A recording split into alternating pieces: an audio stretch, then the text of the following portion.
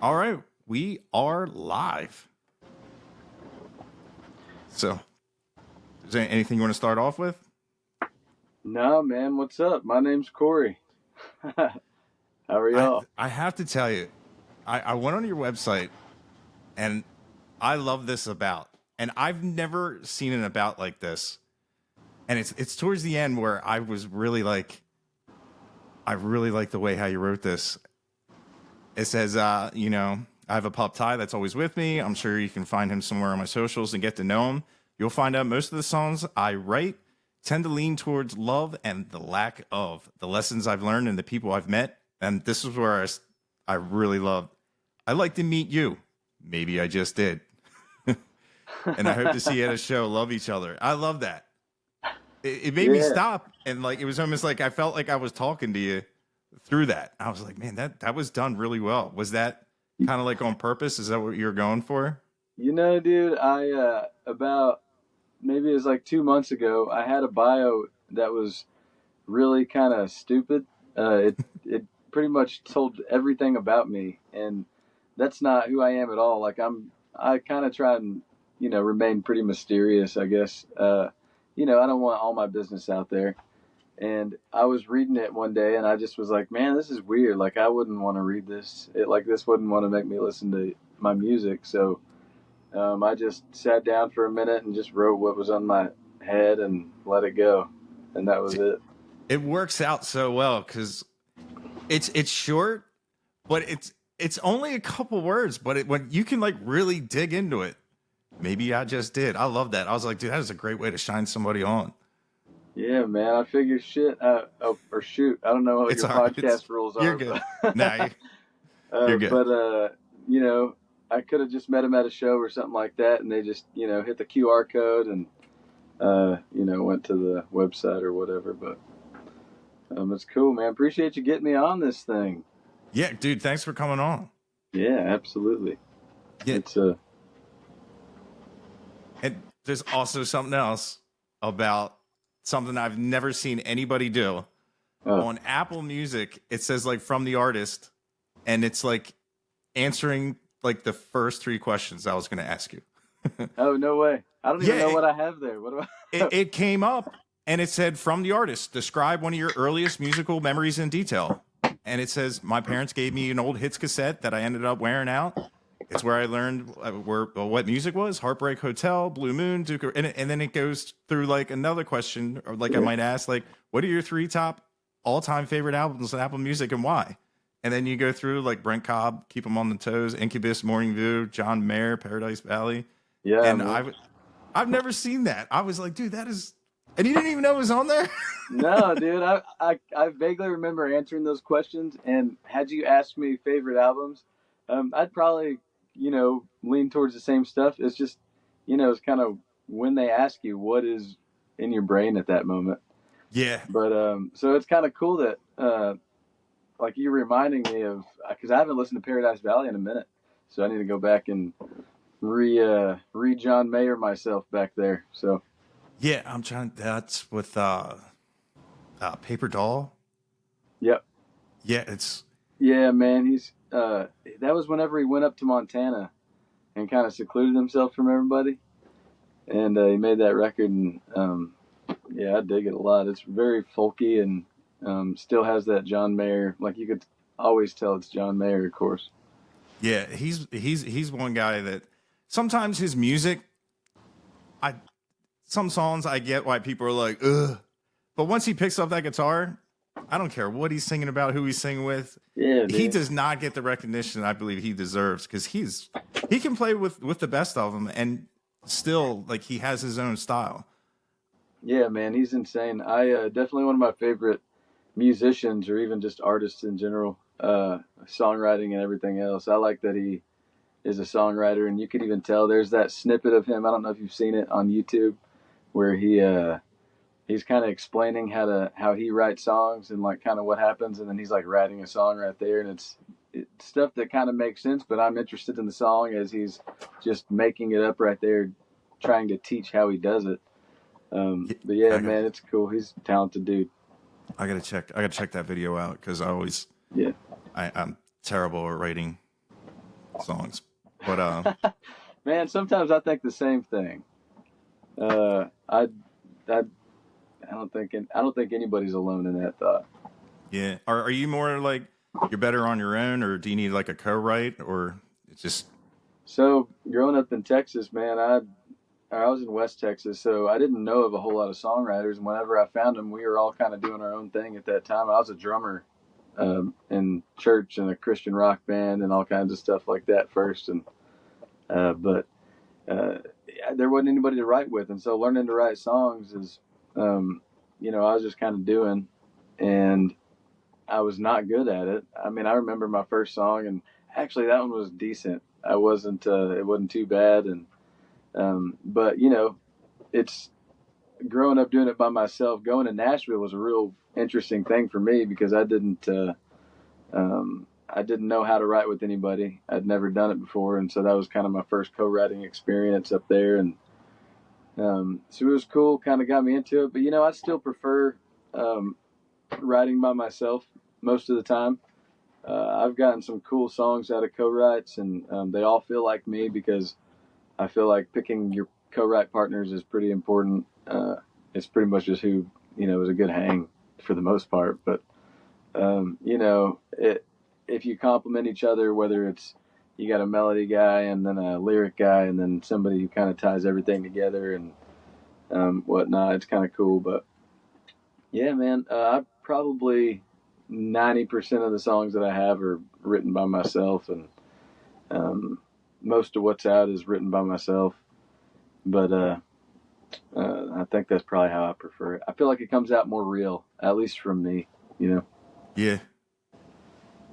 Yeah, I definitely get that. So the move to Nashville was that like to try to make it in that market, or Yeah, so man, this was back in I'm old, dude. I've been doing this for a minute, since like 2014, and my whole thought, this is back in like 2016, I started thinking, I was getting funding for a record. I was getting ready to go record a record in Nashville, and cut the record, and then which is you'll find under 2017. So anything that's labeled 2017 is stuff that I wrote like 2008, pre 2008, that kind of area, and I put it on this thing just so I could put it back out. But anyway, ended up moving there so that I felt like I was going to get stuck in Texas. There was a lot more of a division between Texas and Nashville at that time.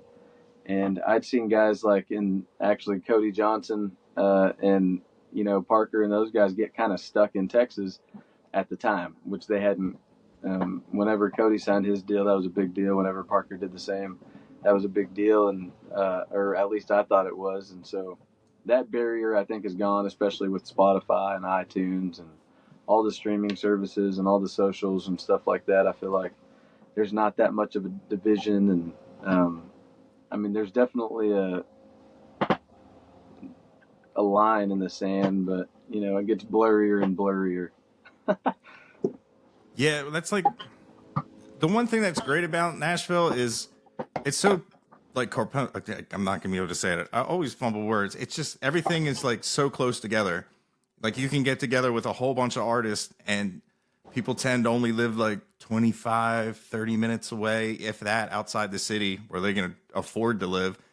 Yeah. And like Texas, it's so big, and to meet up and to have like songwrites available, like you can have down there, that'd be a whole day of traveling. And yeah, for sure. Now, where I live now, or I guess where I plug in the rig, I'm in my house right now, if you can't tell. This is the tour bus / home whenever I'm not on the road, and I'm always on the road, I guess. But anyway, yeah, in Fort Worth and Dallas area, there's a good handful of solid songwriters that I've met, and so the community here is actually building. It feels like it's kind of sparking and a little on fire right now, and that's cool to see. And so it's kind of made me want to start co-writing again, and not that I ever stopped. It's just that seek out folks and write some songs together, and just it seems like there's just a lot of good people here in the music business. So it's cool to plug in the rig on the off days and see if I can't find some nice music hangs. Yeah, it definitely is a cool scene. Everybody I've met so far has been great. It was funny. I was just hanging out with Dylan Wheeler, and he's like, "Can't be everybody." I was like, "No, I haven't really met any." And it was really funny. I was like, "Dude, I can't think of anybody or like had anything bad to say about anybody." Yeah. And I'm like, it's not like I'm wearing a recorder like I'm TMZ. I was like, they had an opportunity to be like, everyone's cool except for this guy or this girl, but that hasn't happened. Yeah. No, yeah, it seems like a pretty cool community up here, and I'm lucky to be a part of it. It's been an easy move coming. I moved back in July back here to the DFW area, and or at least to where I home base it, and I've dug it. It's cool, real cool. Yeah, I finally got to visit Texas. I went to Highway 30, the Speedway. Oh yeah, yeah, that was Texas Motor Speedway. Yeah, that was my first. I've only driven by like a speedway. I've never been in. That was an experience. Just seeing how big that place is. It's huge, dude. I drive by it every once in a while, and that was my first NASCAR experience. Was probably like 3 years ago. Me and this girl I was seeing at the time, we went up to that NASCAR race, and holy cow, dude! There's some people that are serious about NASCAR. It was wild, man. It was a cool experience. The cars are loud. It's like you just got that need for speed. You know what I mean? Yeah. It did make me want to see a race, even though I'm like, man, they're so long, and it's just like, dude, you got to be careful, man. You can't sit too close because they throw that rubber up. Them tires just shoot off the rubber. Oh, really? And, yeah, I come up and hit you like it's raining tires, but. 10 rows up, you're good to go. Yeah, but I did enjoy Texas, and I guess it was the stockyards down at Fort Worth. It was pretty cool. It was like, it kind of reminded me of Nashville, but minus like, it's not like a alcohol drinking theme park, which Nashville has become, where it's like there's like monster trucks and tractors and just the pedal taverns. It's like, I just like going there, like we were like, oh, we're gonna move to Nashville, we're gonna make it. And as soon as I stepped out and saw, I was like, nope. I said, I'm not gambling everything on this. I was like, what? Every bar was like the same 20 songs, and it was just, I was like, ugh. I guess you have. Go ahead. No, you got. I was just saying, like anything else, you probably have to peel the layers back and get to where the locals go. But first the appearance, I was like, nope.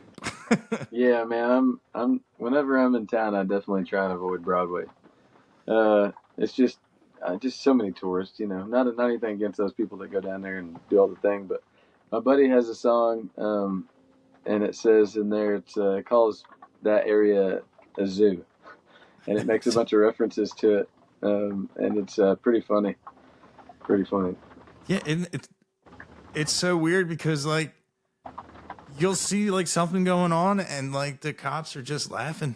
I'm like, this just blows my mind. I mean, it's cool they let people have fun, and sometimes it's harmless, but like, I don't know, that like I just had a very uneasy feeling just because it's like with that kid getting lost and when they found him deceased and everything, like I consider there was like he was like 22-year-old. I think he was 22. He was in a fraternity, and they were he was in Nash. It was a big story. He like I forget what bar they threw him out of the bar, and they said they didn't let his friends follow him, and he just was stumbling around, and I guess he ended up falling into the river.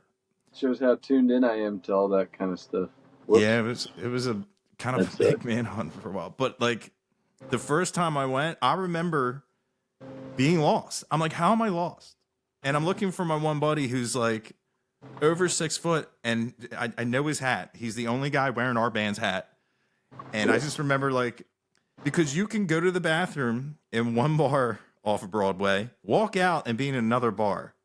And then you can try to walk outside to find out your bearings, and you walk out where you thought you walked in, and now you're in an alley. And you're like, where am I? And like next thing you're in Printer's Alley, and then like you can just keep on doing it. You can start at Johnny B. Good's, end up at the next bar, and I'm like, this is crazy. I just remember being like, oh, here's a nice alley. I'm just gonna sleep here. Until, like I can make contact. Some people do. Yeah. Yeah. No, that's funny, man. So did you enjoy Nashville? I did. I didn't see any of the history of it. Was it what you thought it was going to be? Oh no, I thought it would be very, very music oriented towards the artist, and it is not. Opposite, dude.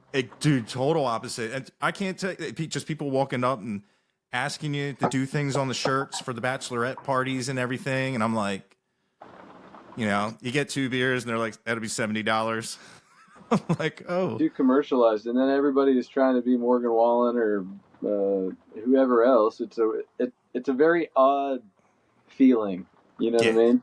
It's like 13th grade senior week. Like people that never grew up and they're never going to. Peter Pan's their master.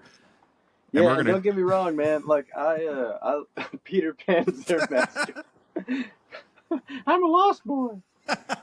Never growing up. Oh wait, that was a Pinocchio. Oh, but I'm a real boy.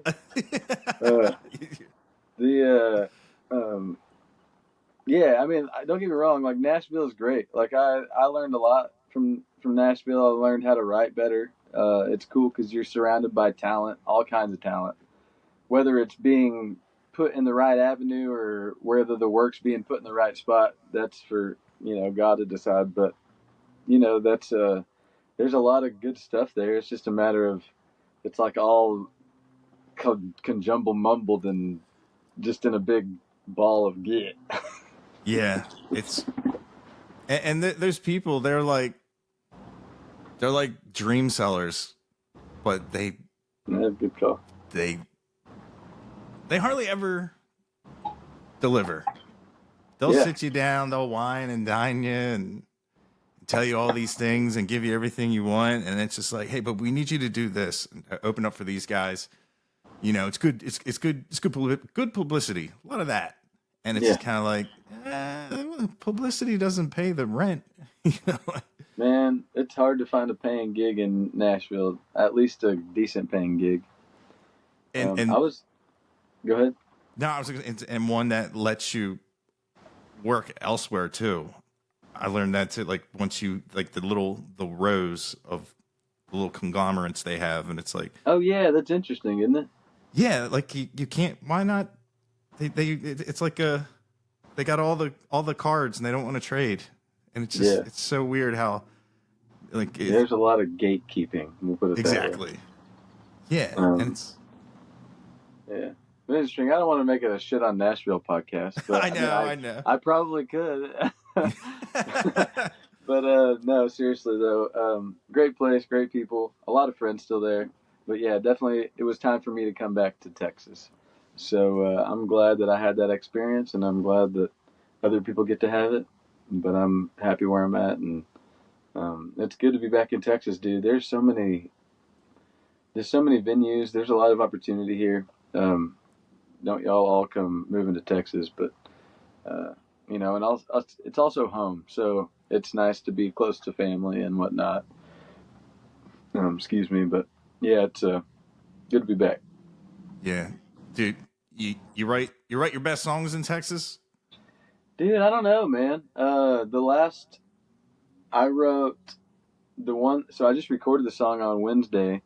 I just posted a TikTok about it actually, and it's and I'll probably put it on Instagram too. But it's called "I Don't Miss You," and it's gonna end up coming out eventually, probably the next month or so.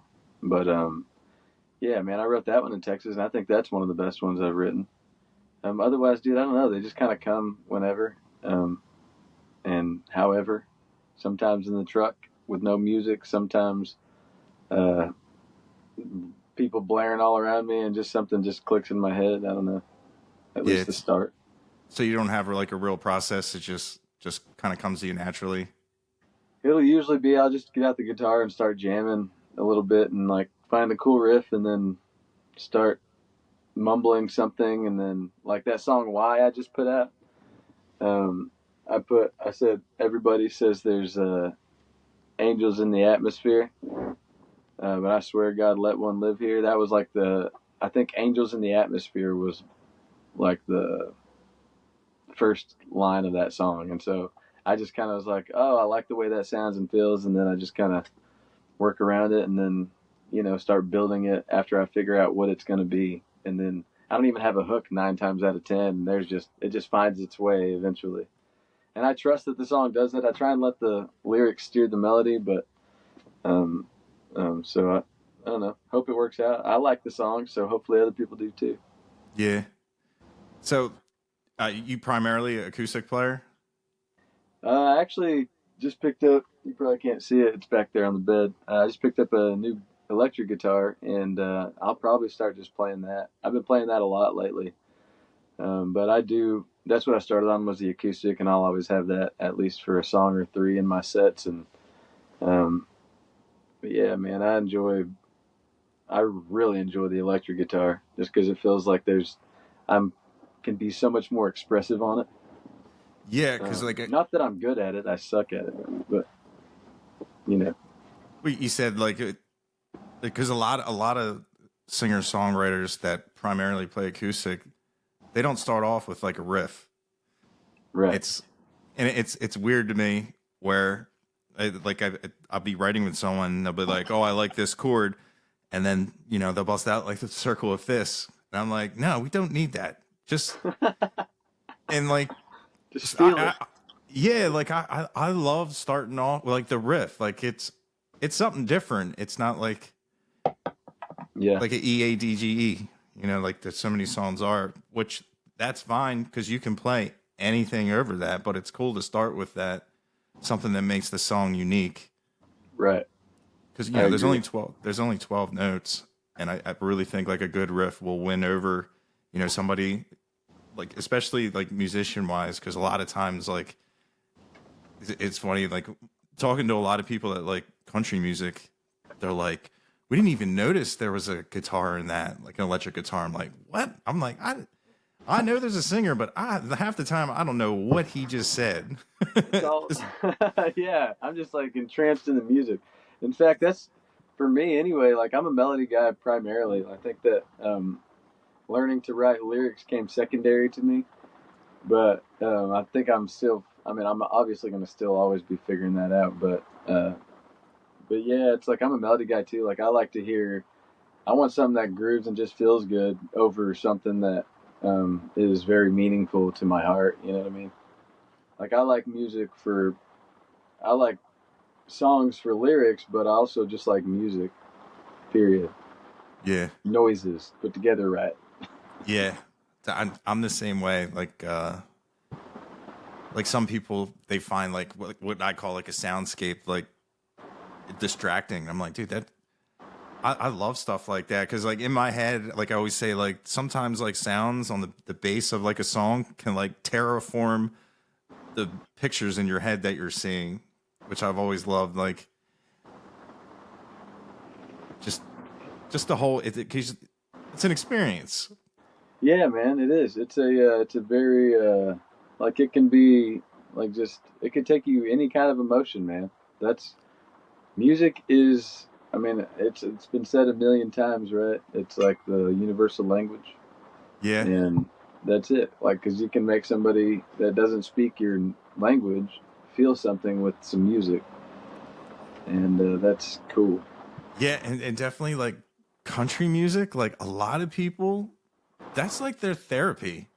And I use music like the stuff I was listening to like an excuse to drive my car faster, or like trying to lift heavier weights, or and never to be like, oh, man, this song's gonna get me over this girl. I was like, I never really used music for that until like really started, talking to people and just the difference of just people that listen to country and like why. And what's nuts is like to go back and to see me going. I like it's in my drafts. It's with Waylon Jennings, and I'm like, I don't like that. I don't like that, and I'm like critiquing, and I was like yelling at myself, like, Dad, you weren't listening. But yeah, it's been so cool to really, because like, especially with, like I said, like not bashing on the other place, but the Texas guys, that whole art is still alive and well in what you guys are doing. Because like the stuff I was hearing was, I got barbecue stains on my t-shirt. You know what I mean? I'm just like, yeah, cool. Trucks are cool. All right. Yeah. I don't need a million songs about them, but like the real like heartbreak and like the one song you say you just woke up in the middle of the night and just started writing, damn, I need a drink. Yeah. Like it comes from somewhere.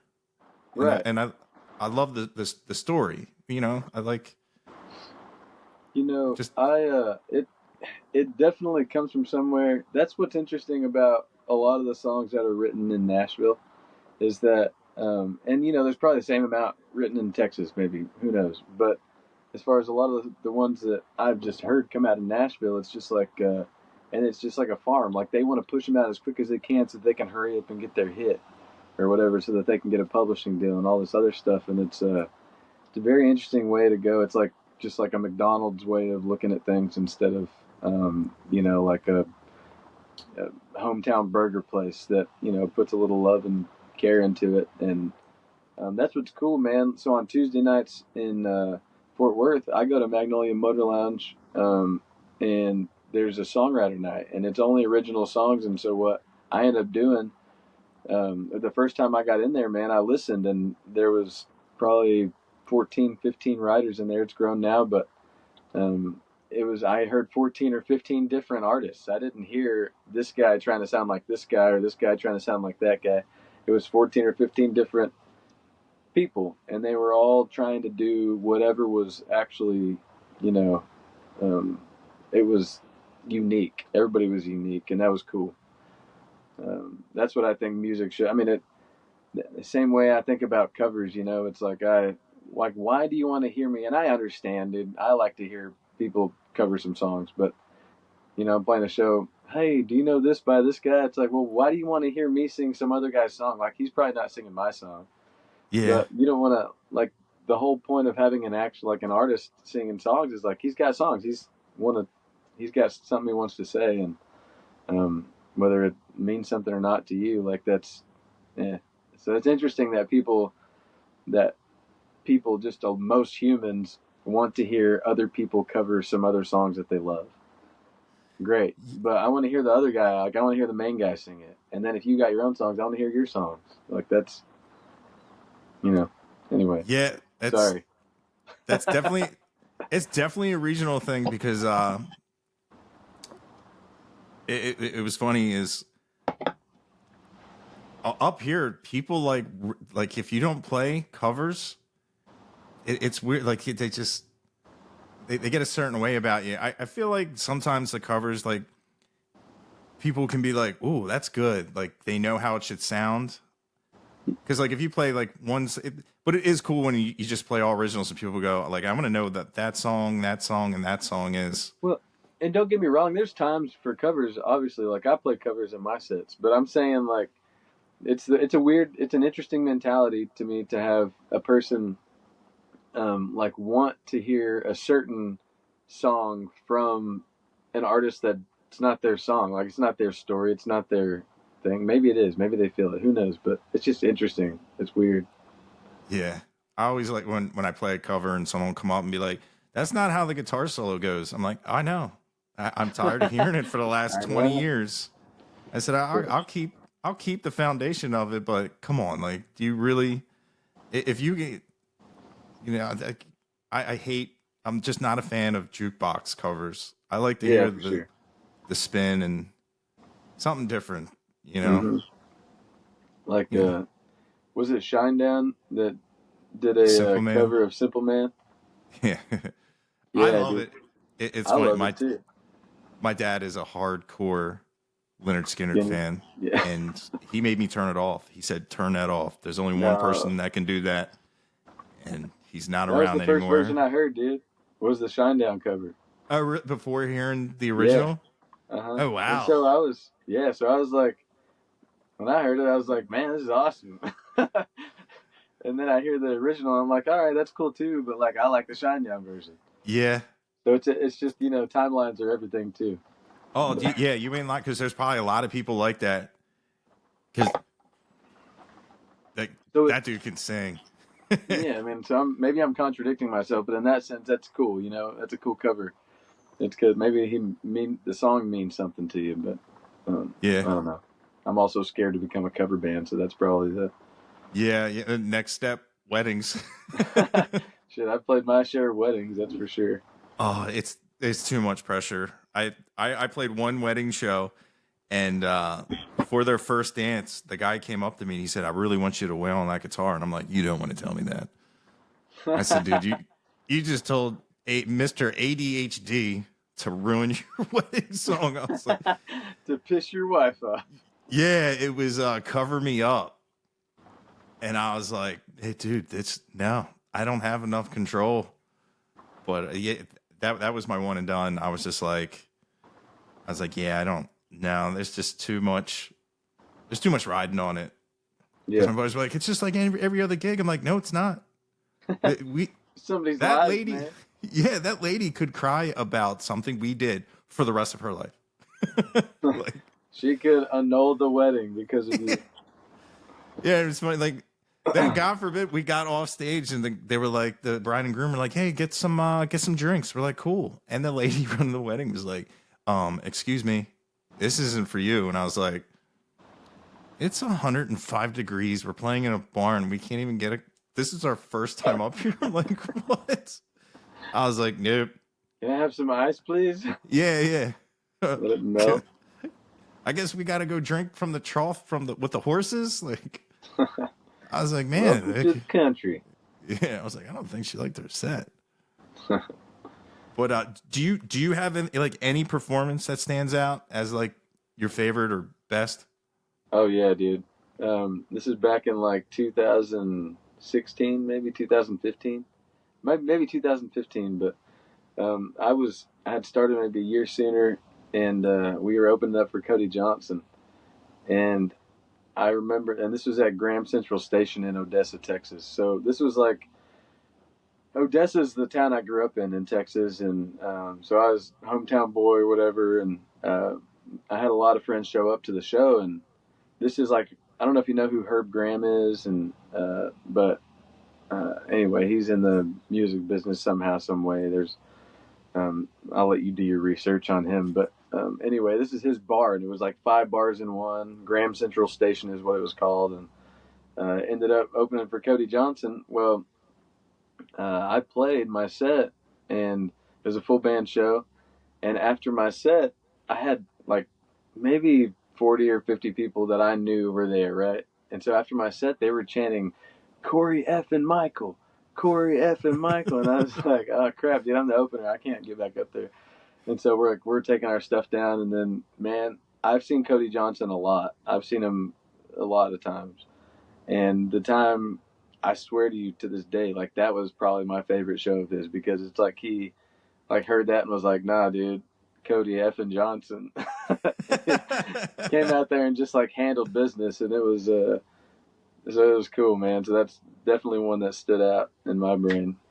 It was a cool feeling, and the fact that it was Kojo is a different story too. But Yeah, I do like what he's putting out. mm-hmm. And it's cool to see him like I can't watch them, but like the mainstream award shows and everything, I don't know anybody but like him. Yeah. And it's like cool. That's like one name I know that like I actually know his songs. But yeah, man. He deserves all the awards, dude. Not all of them, but Yeah. I dig his stuff. I dig what he's done for a lot of years. Mm.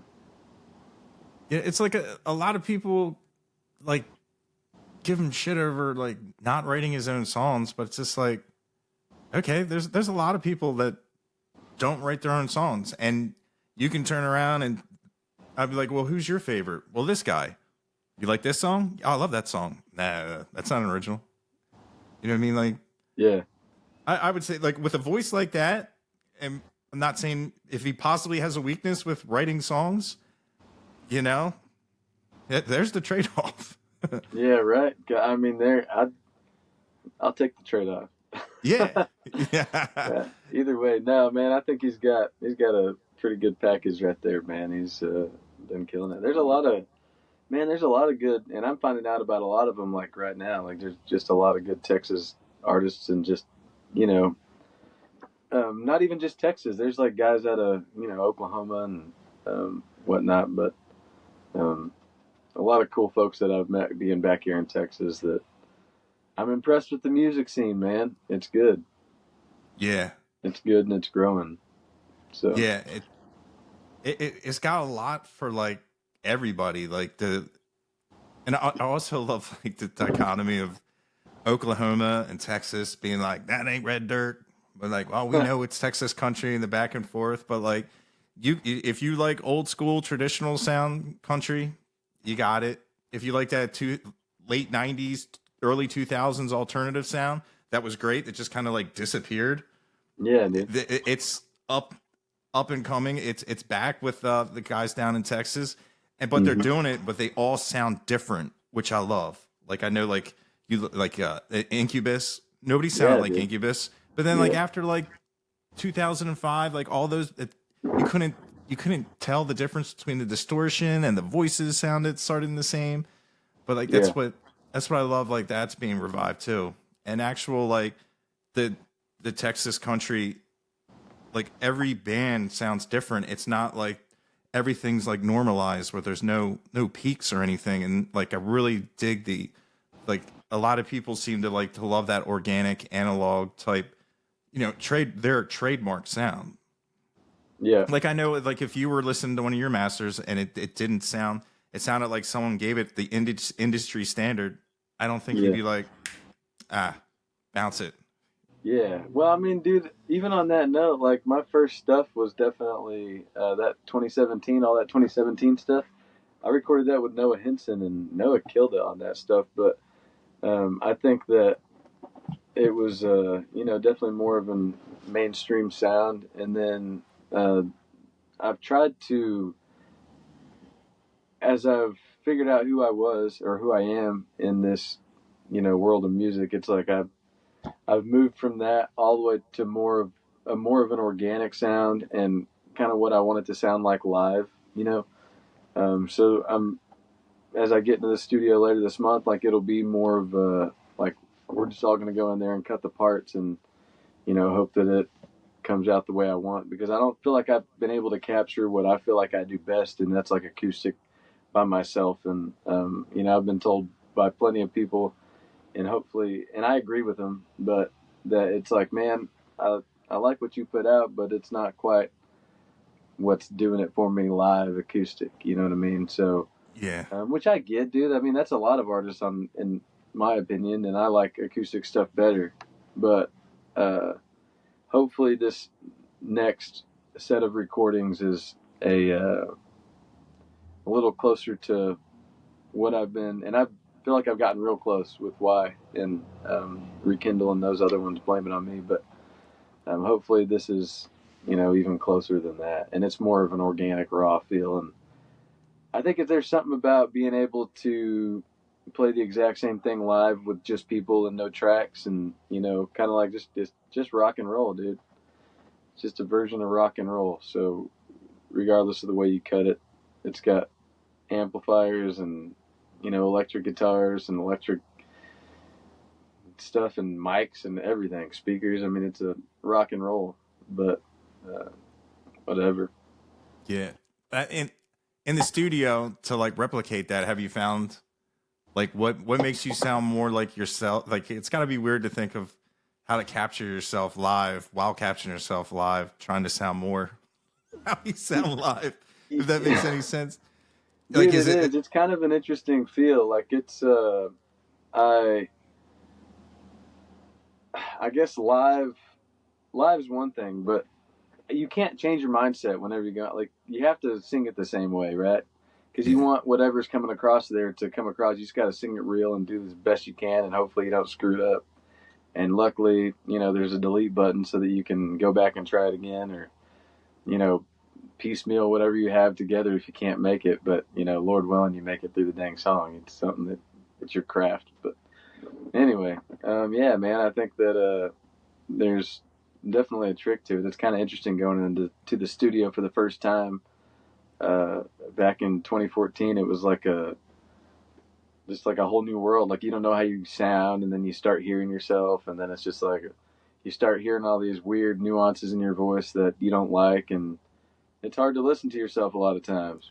But yeah, hopefully we can nail it down. I'm working with Grant over at 7013 Studios, and he's done some good work in the past, and with some guys that you may have heard of. We can talk about later. Too long of a story, but I think he's going to be able to get out of me what I want. Like, because whenever I write these songs, I kind of produce them in my head. Like, I can hear what's going on. It's just like translating that into people who actually know how to play instruments. Like, don't get me wrong, I play the guitar, but I fake it until I make it, dude. I'm not a good guitar player. We'll just put it that way. And so trying to translate it into terms they can understand where they can get my brain is going to be the hard part. But we'll do some pre-production and figure it out. Gonna get with a couple buddies and see if we can't get it right before we get in there. That way we can nail it and kick it out of there. So what when you write a song, and do you have like any indication of like this is the next one you're gonna cut? Like, do you have like those moments where you're like, dude, I have a handful of songs that I thought I was gonna cut a long time ago, and then money gets in the way, and mainly money gets in the way, and then you get to the point where you can record some songs, and these ones that I'm about to record are ones that I just won because I happened to win a songwriting contest. Like, this is just luck of the draw, or God's divine intervention, whatever you might want to call it. But yeah, dude, I have a decent catalog of songs that I want to put out, and it always changes which ones are going to come up and go out once it's time to record. I've weeded out a lot and still got a lot to send y'all. So, who knows? I don't even know which ones I'm recording at the end of the month, honestly. That's crazy. Yeah, dude.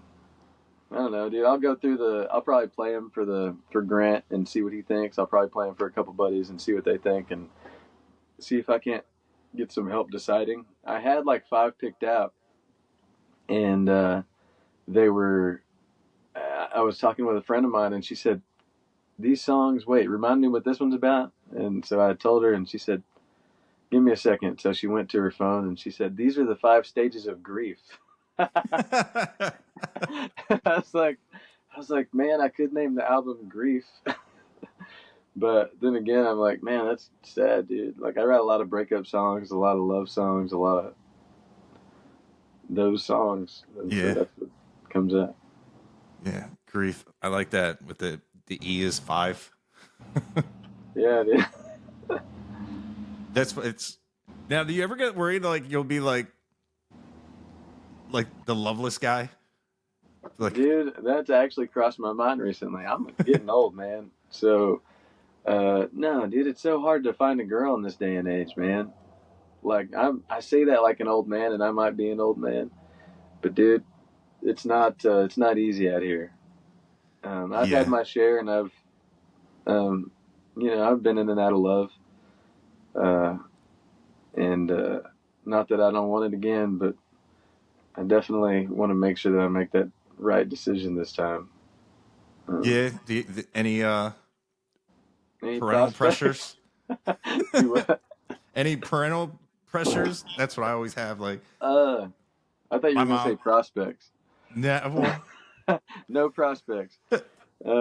Parental pressures. Yeah, my mom wants me to have babies, but man, one, I'm gonna be married to her if I'm gonna have babies with her. So Yeah. she still got to wait, dude. I give myself like 4 more years to have kids. So I've got to find her quick. Yeah. Yeah. I was like, Mom, here's your grand dog. Yeah. They love Ty. Yeah. Where you at, dude? Here's your fur baby. It's funny. Like, I always feel bad. Like, I have to like trick my dog into the other room, but he's a really good bad dog. You'd see his little head and yeah. What kind of dog is he? He's a Dashin mix. It's funny. It's like, I always call it his Carfax. He was given back to the pound 3 times. Okay. And yeah, I was like, it's funny. Like I was dating a girl and she's like, what do you want? And I just bought a house. And I was like, well, I'm thinking about putting a fence up. I want a dog. And she's like, what kind of dog do you want? And I was like, because I dated a girl who had a little Chihuahua and I loved that little thing. But I was like, I want a dog. And I was like, you know, a Doberman, a Rottweiler, or something along those lines. I was even thinking like Great Dane. Yeah. And I remember had this box. And it was way past my birthday, but it looked like the box was moving. And I'm like, what is this? She goes, open it up. And there's this little wiener dog with a jacket on. I'm like, duh. I'm like, is he fully grown? He's like 3. And I put him down, and he ran over, and he went on his back, and he ate his jacket off his body. And I was like, all right. And then dude, he ate everything. Dude, you be sitting down, and the lights would start flickering, and he would shoot right through the electrical cords. You couldn't have anything plugged in, and he chewed everything, barked at everything. And if the door was open this big, he'd run away. And I was just like, dang, dude. I was like, yeah, this dog. And you know, I've had him for 7 years now, and we're still arguing with each other. But he's, yeah, but it's like, it is like having a kid. But, wait, are you still with the girl? Nah. Oh, you're not. So she did that on purpose. You realize that? She knew his record. Yeah. She gave him to me, and like she said, she whispered in his ear, "Tear his place apart," and he did. Dang, man, that's I don't. Dogs are cool. I love dogs. This is my second dog, but the first one I just picked up off the side of the road. Oh wow. He was a good puppy, but now I got Ty here, and Ty's 7 months old, and he shrank a little bit. I think. Like weight Maybe wise? he didn't shrink. I don't know, dude. He just doesn't look like he's grown big enough. And he goes everywhere. He's your road dog. Oh, dude, yeah. Ty, here. Let's see if he'll come up here. Here. You better come up here, actually. Load up. Hey, load up. Come here, load up. Here, load up. Yes, good boy. Whoa. He's a monster, dude. I guess he does look big on camera. Yeah. He's a boxer lab mix. I'm just doing this so your TikTok will blow up.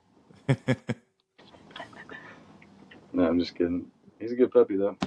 Yeah, that's cool. You get to take him everywhere. Yeah, he's been a road dog ever since he's been 3.5 months when I got him. Nice. Does he do a stage appearance? Not yet. He doesn't do a stage appearance. One of these days he will. I'm always so he's still learning. I've been pretty strict with him, so he's learning pretty well, but he's might still got jump off some the learning stage. to do. Yeah, I don't want him to kill anyone yet. I'm teaching him to bite. So you can delete that part. I'm just kidding. Bad people and bassist. Yeah, man. Bad people and bassist. Dad, they're not useful anyway. I'm in the band, Ty. I'm in the band. Barely. Look at this dude. He's just looking out the window. That's like his whole day, man. Just hanging out. We throw the We try and work every day, but today it's raining out there. In old Decatur, Texas. Where are you located? Wilmington, Delaware. Ooh. Yeah, all the way on the East Coast. Technology, it's funny when I man. Yeah, it's funny when I tell people that, and they're like, I remember the one that were like, Colorado. I'm like, no, that's Denver. It's just the first state. But it was funny. Like I was telling, like people were like, how's everyone treating you in Texas? I was like, it's been great. And then like I finally got my FU Yankee scum after I had. They were like, where's this guy from? It was Wesley. WSG. I always forget names when that recording button. Charles Wesley Godwin. Oh. And they were like, where's this guy from? Because he was saying like where he was from, doing a little speech. And I said, no, he's from pretty sure West Virginia. I said, he's from the Virginias, Appalachia. And they're like, where's that? And I said, it's kind of right around where I live. It's about 3-4 hours probably. And he's like, where are you from? I'm like, Delaware. He didn't know where Delaware. I was like, that's where the president's from. And it was like, and I'm like, dude, I didn't give you a whole geography. Yeah, I was going to say, you know what I mean? Delaware was, dude. I cannot take your opinion seriously. That's funny, man. I went to a whole mountain range. I was like, if you were to say the Rockies, I would be like, oh, over there. So what you're finding out is there's idiots everywhere. I just thought, because people were asking me, they're like, how was Texas? What was that? I was like, it's not as Texas as I thought it would be. Now I didn't think there'd be like, they don't ride around on horses all the time. Yeah, it's like I didn't think it like that. Yeah. Just mostly like, I don't know, like down south, we call it slower, lower, and yeah, and it's a whole different world down there. And I'm like, man, I thought that would be in my head, slower, lower is like more Texas than Texas. Because those guys down there, that's like when you get what is it, Mount Juliet outside of Nashville? Yeah. It like there's some people in Nashville. Yeah, we were looking for a band house, and the Enterprise van had a New York license plate on it, and oh my God, there were people like, I'm like, what? And they're like, we don't take kindly to New Yorkers. I said, it says Enterprise rental. This is not our car. Like, but I am from Delaware. Yeah. I'm like, because we like where my other bandmates were from. They consider it Pennsyltucky, where it's just like they speak like God, a ton of Amish, a ton of like it's like going into a time machine, going to their house. Yeah, but like it was so. I'm like, dude, like we just because Nashville is obviously a melting pot and nobody cares. But just going a little bit outside, and I was just kind of like, well, this is interesting. Not from around here, boy. Yeah, they're like go on, get three pit bulls on chains. I'm like, they're gonna release the hounds on us. 3 pit bulls on chains, a nice manicured yard, and a trailer that's falling apart. Oh yeah, with a $120,000 F-350. There's a lot of that. Dude, around here. When I first moved to Nashville, I was driving around. I can't remember where we were. We might have been near like Cookville or something like that. But we were looking for a washer and dryer, and finally found one. But dude, that drive, it was like in October 2017, I think. And there was like just the trees and like the hill country that we were going in. But then you would look over and everything's beautiful, manicured yards and everything, and then you just see like trailer, like people just living super simple, and it was nice. But yeah, man, it was a nice introduction to that area of the world. Yeah, it's funny. My buddy, he had a trailer and he called it elevated condo living. I mean, who am I to talk? I'm living in an RV right now. Yeah, that's pretty awesome RV though, if I do say so myself. Yeah, that's what my parents are doing right now. They're RVing it. They're retired, just driving around. Love it, dude. Life on the road's awesome. Yeah, it. I wish I gave it like a chance to try to make it in music, but it's a risky business. Like it, Bro, tell me about it. 10 years yeah, deep. yeah.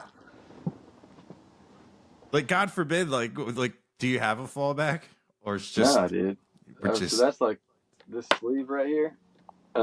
This is the reason I got it. This is back whenever, this will date me, but this is back whenever tattoos weren't really looked at highly in the workplace. And so I got a sleeve because I was like, I want it to be hard for me to get a job. So I started my sleeve and started doing all that. And, I didn't want the fallback plan. I don't feel like you're going to make it in this business unless you give it 100% all the time. And maybe that's why I haven't made it. There's probably places where I've fallen short, but, just keep after it and keep doing the thing. But yeah, no fallback plan, baby. This is plan A, B, and C. So that is awesome in itself. yeah, I like. that might be while I'm single too. But Dude, yeah, I get that. I like there is something just satisfying of knowing you can just decide to go somewhere and go and not have sad faces staring at you like, where are you going? Like, yeah, it's nice to be able to do whatever you want to do without having, make sure you call me. And then, well, there's no service out here. Yeah, there was. No, there wasn't. Here's all the little red things that say not delivered. And this, yeah, like you can really focus. And I've always loved just being independent. But then again, I did date a girl for 10 years and it wasn't terrible. Oh no, dude. It's Just just the right one. I think it could be great. I mean, and there's been periods of my life where it's been great. But yeah, man, single is nice too. Yeah. It's got its perks. Both have their perks. We'll put it that way. Yeah. Now, and do you think like it would work better with a like someone that was an artist too? Like I see all these like artists that are like married, but they're artists themselves, and I'm like, man, that has to be an interesting dynamic. Yeah, I don't know about it. Like I've always told myself that I wasn't going to end up with an artist, and maybe that kind of knocked some folks out of question, if they were ever in question or if I was ever in question. But yeah, man, I'm not totally sure. We're all kind of a little weird. Yeah. And so it might take something a little more grounded to balance us out. We're kind of, and don't get me wrong, I bet you there's great artist relationships, and maybe that's what I do is end up with some artist somewhere. Who knows? But I don't know. I've always kind of looked at that like, you don't want to shit where you sleep. Yeah. Too, you know what I mean? You could be like kicking out a bunch of, like knocking out a bunch of relationships whenever that one goes to crap. And why? Yeah. Don't get me wrong. Like if I would like to find a girl that's like a manager. I was going to say a manager. Like, dude, just be part of my business. You know what I mean? And I can write you off on the family business, dude. Family business. We'll have the kids selling merch. Yeah. We'll have Ty out there doing concessions. No, doing why are you rubbing dirt all over me, Daddy? Well, look, poor and sad. Sell these T-shirts. Please, sir. Dad, you just sold out an arena. Yeah. Please, sir, buy one more. The label's taking it all. Yeah. That's like the merch cuts from venues. That blew my mind. I was like, oh, dude, I used to be a merch guy. Oh, really? And like, Yeah. So I'd have to do all the math for them and pay them and stuff. And dude, I hate that. Venues are messed up. They're already making money on the thing, and yeah, like they didn't do anything for that merch. yeah, exactly. They didn't design it. They didn't haul it. They And didn't. They didn't do anything but look at it whenever it came through the door. yeah, yeah, that's just nuts. That's just I love how BJ from American Aquarium really put that on blast, and Rolling Stone picked it up, and it kind of like shamed venues into for a little bit when people asking, "Do you take cuts from this?" And oh, we're not the bad guy. I was like, well, you We were just last lack week. money. Yeah, it's already bad enough. You have to stream one song 300 times to get what 20 cents. Yeah, dude. It's I think you get. Well, I average like 0.3 cents a stream, so it's like a third of a penny. Yeah, Which, and hey, the guy. man, something. Go ahead. No, I was just gonna say, the guy that runs the company is a billionaire. It's Yeah, man. I don't know. It seems like, and we could say, like, we could. I have an idea to start, something, and somebody else has an idea to start something, but at the end of the day, dude, everybody's gonna still be on Spotify and iTunes and all that, no matter what they're gonna do. They already own the market. You know what I mean? yeah, And so, I mean, maybe if you would have to get all or a lot of the artists to just a lot of top artists to collaborate and be part of something that actually did right. Who knows how to fix it, but at least while it's doing what it's doing, I'm going to try and feed into whatever bullcrap they want me to feed into without changing who I am. And yeah, I try to, even TikToks, man, I try not to post anything but my music that I've released at this point or about to release or whatever. And I don't want to dance on there. It's cool that people do whatever. Just dude. And I have to say, I love that because somebody will say like, I really like this guy's voice, and I'll be like, oh, then you'll love Tag, but then I'll go and I'll look over and I said, let me make sure that, and then I'm looking, and some of these videos is not even music. I'm like, you can have, your band, your music, and just have an artist where they can find your personality too. yeah. But like your music page should be all music. That it irks me because like if it was somebody that like I was managing, I would yell at them. I'd be like, no one wants to see that. I'm trying to promote your music here. Everything should be your music, especially if it's your music page.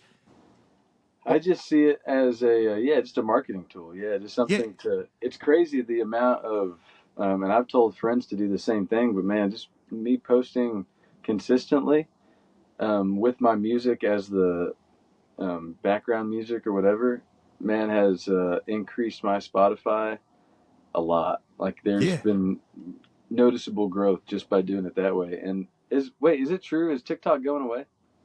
Dude, if they ban it, I don't know what they're gonna do. They'll probably put lawsuits on it. The ACLU probably get involved, and It should be a while, right? This yeah, is like my best source of like traffic that goes to Spotify. yeah, dude, it's a shame because like what I try to tell people, like everybody's like, what's trending? What's trending? I'm like, all right, and I always tell them like, first off, it's not you, so stop. Stop trying to do the little trends. That's not what you're looking for because what TikTok is, it's a business card. Like you don't want ideally you don't want your followers to see your new video. They're already going to find it organically because they follow you. You Yeah, want the For You page. You want other people to see it that have yeah, never seen you before. Like you want to be hit on that. And that's like what I say. It's like thinking about handing a business card to people. They don't know who you are. And that first video will draw them in. And I said, if it's something like, dancing or doing something, and then they go to that they don't want you as a singer. Like, yeah, we can dude. sing too. Cool. All right. That's not what I'm looking for. That's the dude on the bathroom. Just like, cool dance. Oh, you can sing. Like, Dude, I totally like that's a fear of mine too. Is to be end up going viral for some stupid reason, and then it's like, okay, cool. Like, and that maybe it wouldn't be such a bad thing, but it's like, okay, these people came here for this. How do I turn them into fans? Which actually, a guy I met when I first moved to Nashville, Trey Lewis. He's got that song Trey "Dick from the Down in Fae? Dallas." Do what? I know. Yeah, In yeah. Boston? Okay, yeah. Yeah. And you're all out in Raleigh, I think. But Yeah. yeah, no, he he went viral for that song, and he had all these people coming to his page because of the song, but he found a way to turn them into actual fans, which was cool to watch from the outside because it's like, because as soon as that happened, I was like, oh no, dude, I hope this doesn't screw you up. And it hasn't. Like, I think he's done a good job of turning them into actual fans by being consistent and releasing stuff and showing people he's actually a good writer. And, that's just his personality, dude, just like hanging out and doing his thing, but being funny and whatever. Like, that's just his personality. And so he's done a good job turning those people to fans. I don't think I would want that task. So, so Lord willing, if it ever happens for me, then it happens a different way. But yeah, I mean, good on you if you can do it that way. That's a tough ask. Yeah. It's funny. It's like, I did see a Texas guy go like super viral. Like, did a video, and the next day I looked, it had like close to 30 million views. And What? all the comments, I'm like, they have no idea this guy is an incredible singer, musician. And I was like you said, like, how do you spin that around? And he's doing a good job now. But like, Yeah. I almost felt like messaging him. I'm like, you made that video and you didn't at least use your music as the sound? like, I was like, man, if I was his manager, what are you doing? Because it is a great, it brings you to, the palm of potentially hundreds of millions of people. Oh, And dude. and like you said, like, you can be sitting there and somebody somewhere else can be, and if they repost it, it's like the scene in Wayne's World. They posted the 20 friends, they posted the 20 friends, and the way how it can to go. And especially now, like, Yeah. with the way TikTok's doing the algorithm with the longer videos, and it'll just push it just because it doesn't want to be known as the 10, 15-second videos. It's even nicer when they take it and say, here, Mm-hmm. we'll just shoot it out there. Yeah, But dude, absolutely.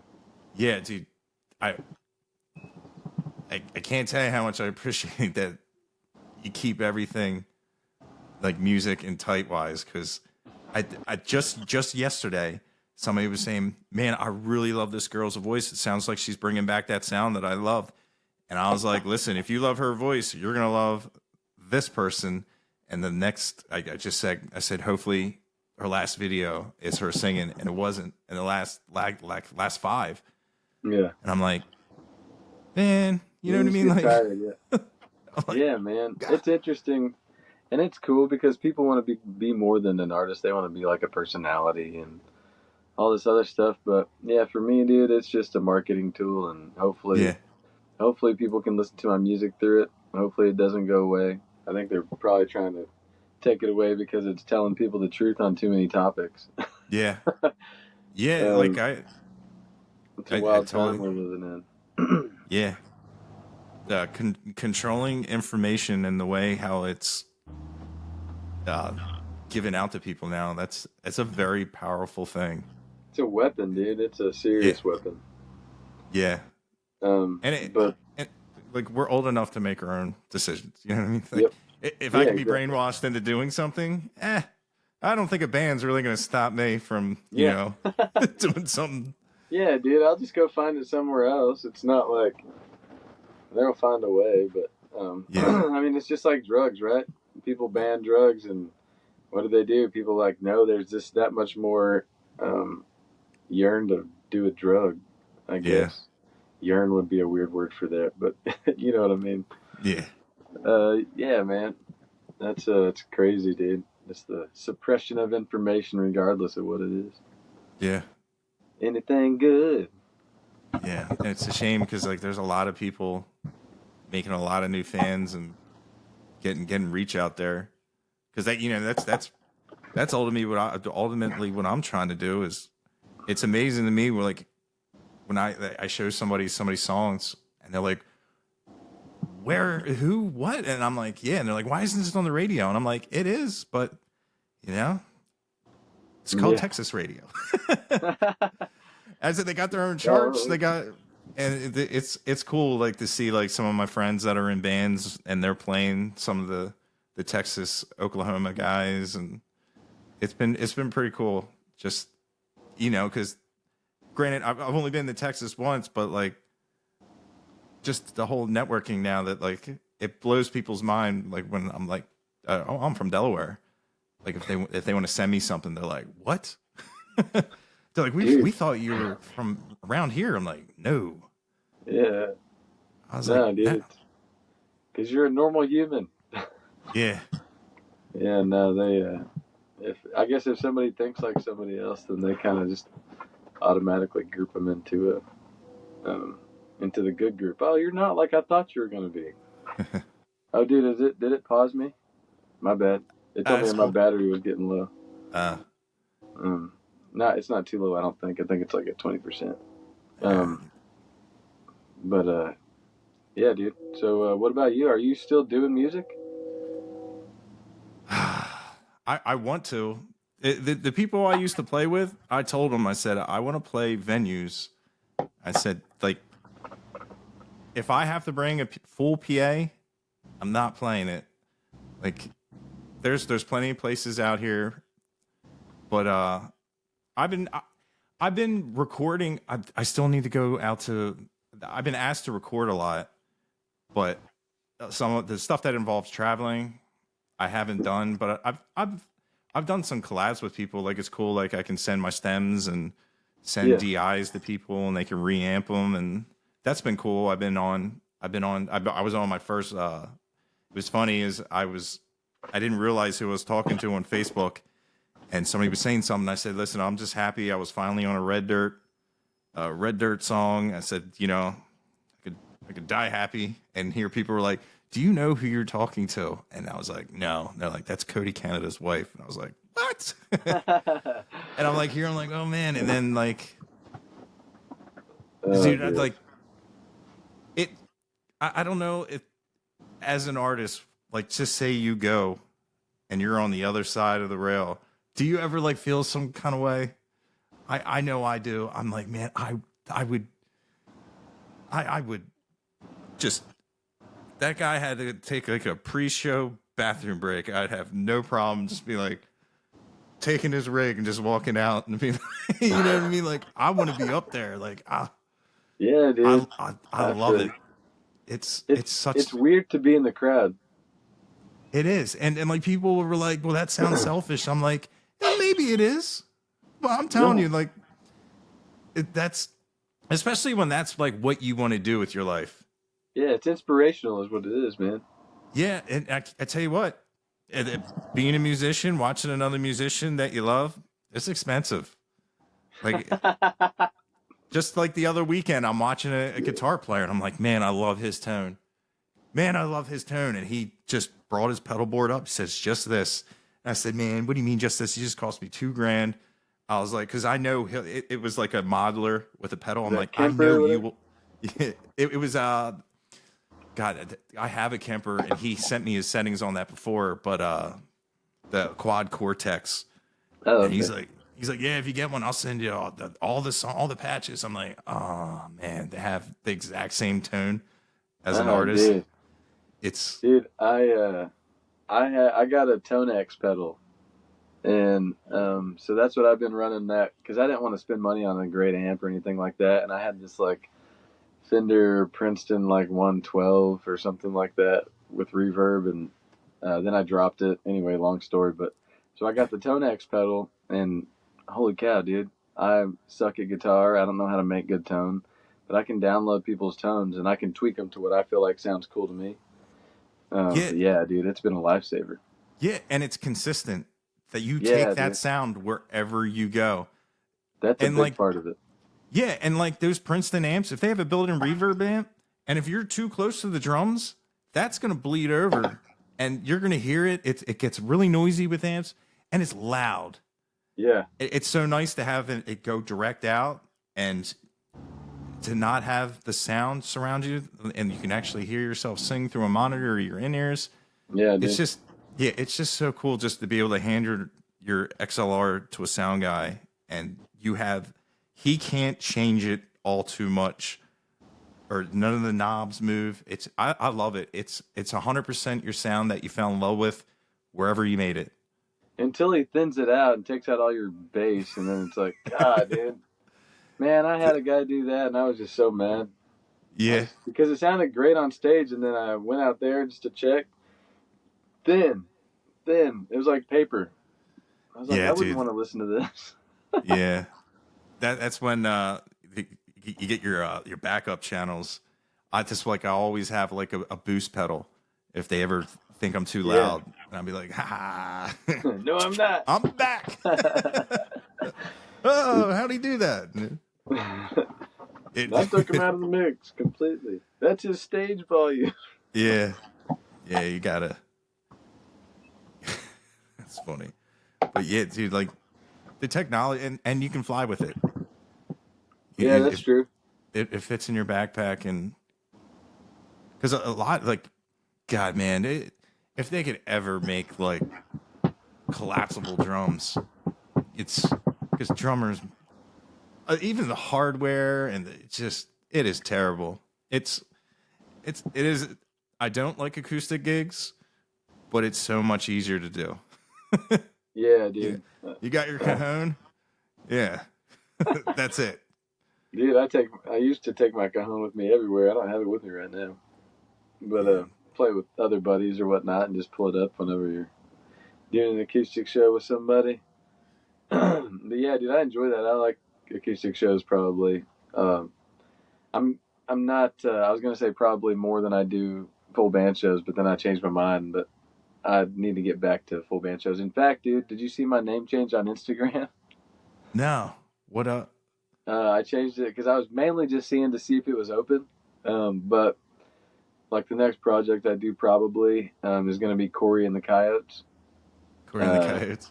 Yeah, dude. So just whenever I'm with a band and whatnot, then it'll be like that. And I want that to be the majority of the time. So yeah, we'll see, man. Do you have like a set band, guys that you use constantly, or is it like a revolving thing? Well, currently it's revolving, but the goal is to have guys that, buy into what I'm doing, and they can take a little bit of a piece, and, they could be actually part of it as far as like have some ownership in what we're doing. So one, I don't like the whole hired gun situation. I want to know my guys, and I want them to be the same guys eventually. Like if I get to the point where I can afford that, then I want them to be the same guys. And, hopefully if I'm at the point that I can't afford it, which is now, then I find the guys that believe in the dream and get it and want to be part of what's going to be if they believe in it, and so that would be the ultimate goal. But, until I get to that point, it'll probably just be a revolving door. Yeah. Sadly, I got a couple guys that are solid, but, there's a couple pieces that aren't. That's all. Yeah, because when people do go and see the band, they want to see like the band. Yeah, the same dudes. Yeah, and there's times when like everybody knows like life gets in the way. Somebody might not be there and everything, but like you said, like if you're with a couple of like different people every night, it's kind of a weird feel for the crowd. Yeah, really. And then like even like once you like know how people play and you can play off each other, that's so nice to know, because no matter where you are, like you know what's coming from the drummer, from the guitar player, like when he's done soloing. Yeah, dude. Like when you don't have to be like, is it gonna end? Wrap it up, big guy. Yeah, wrap it up. It's just it makes a difference, and I swear people can feel it too out in the crowd. Like when the guys are looking back and forth and smiling at each other, and it's I don't know, like if You could feel it, dude. You could feel it. yeah, It's just a different energy. I mean, you could tell. I know that whenever I'm playing with guys that I don't know if they know the music enough or whatever, then I'm always feel like I have to be a conductor rather than just play my songs, and yeah, which is fine. You have to do that sometimes, but I can definitely.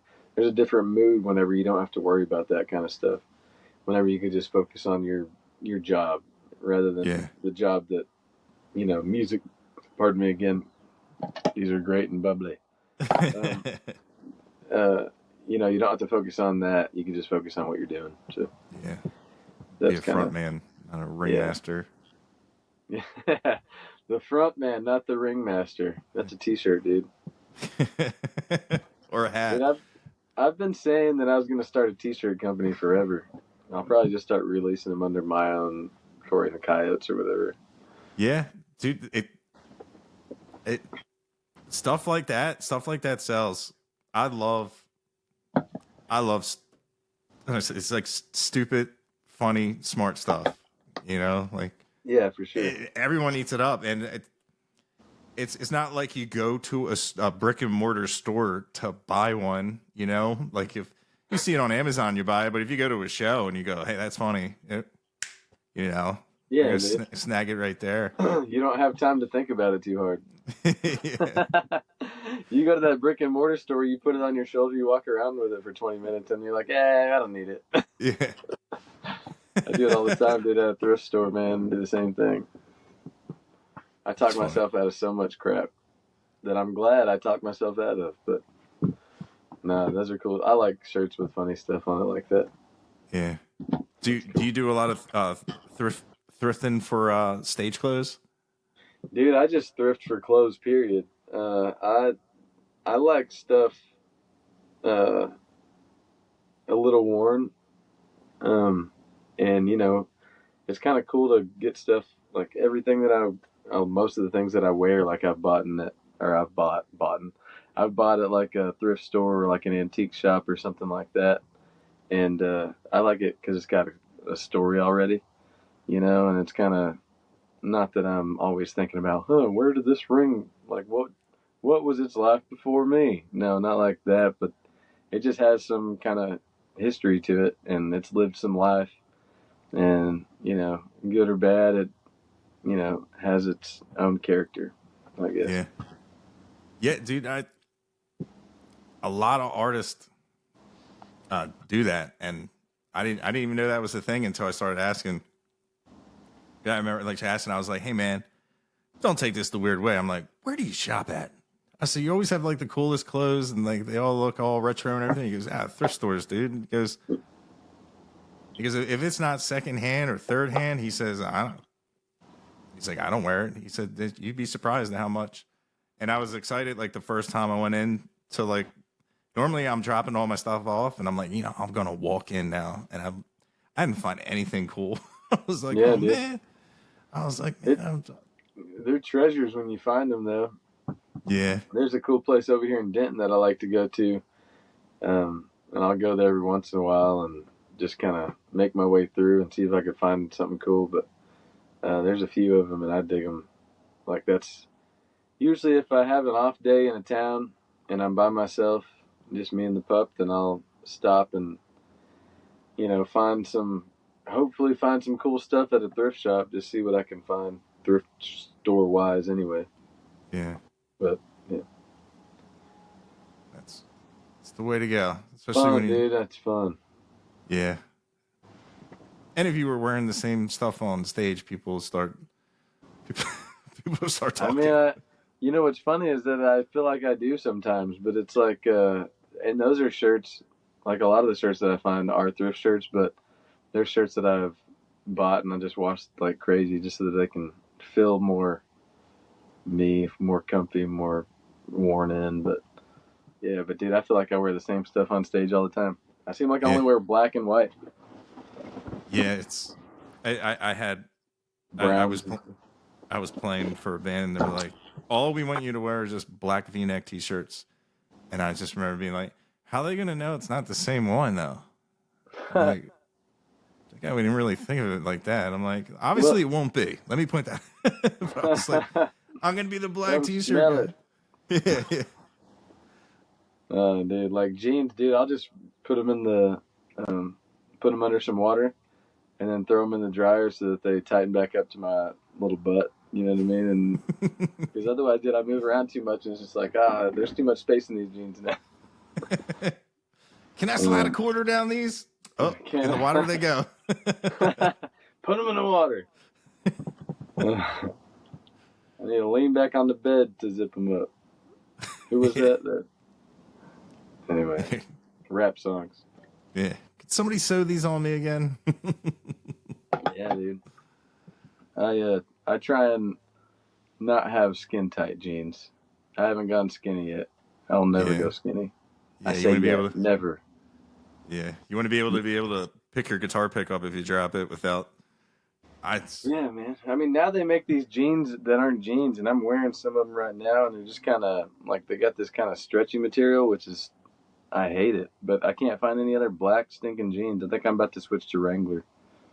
You can bleep that out if you need to, but I think I might switch to it, or go find some endorsement with some like jean guy. You know what I mean?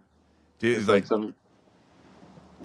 My thing with like finding like boot cut, I was like I was like I need some air, and like pockets. Like I put stuff in my pockets. I'm like some of these. Like, I went to like Kohl's. I was like, nope, I can't do it.